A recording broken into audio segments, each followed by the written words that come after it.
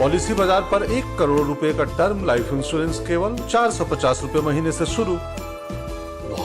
At China, and after 2 years of strict COVID restrictions, the Chinese will finally be able to travel this New Year for the Lunar New Year.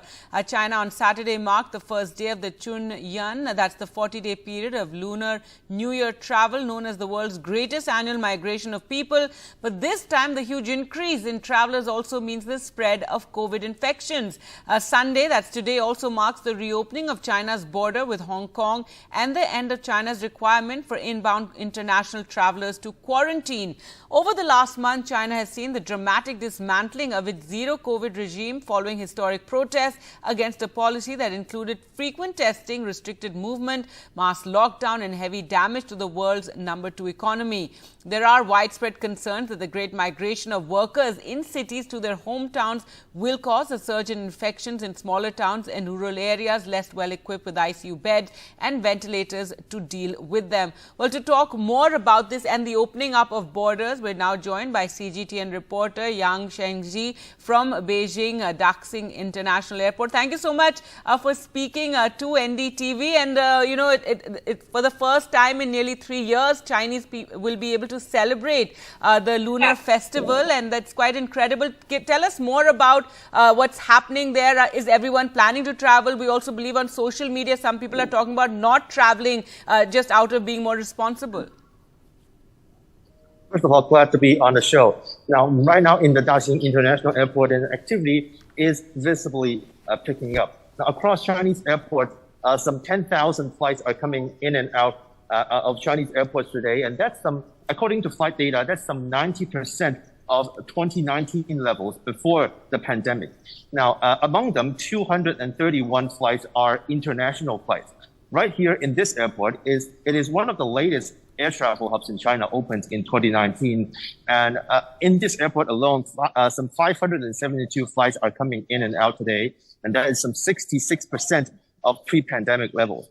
But over in Chengdu City, which is China's western travel hub, activities have already exceeded that of 2019. And that's also the case for Sanya City in southern China, which is a very popular tourist destination. And as you said, the Chun is coming up, which is called one of humans' biggest annual migrations on Earth. And officials estimate that some 2 billion Chinese people will be traveling during this period. The official Chun period started yesterday and will run through the entire period of January. This is a period where a lot of Chinese people travel back to their hometowns and reunite with their families. And this year marks the first year that people can do without the stringent COVID restrictions. So that might well be the case for many people working in big cities to be able to go back to their hometowns for the first time in years. Back to you. That's right. A time for rejoicing. Also, many families finally going to be reunited after all the restrictions over the last nearly 3 years now. Tell us more about, the excitement with this, but also the concerns and anxiety over the spread of COVID.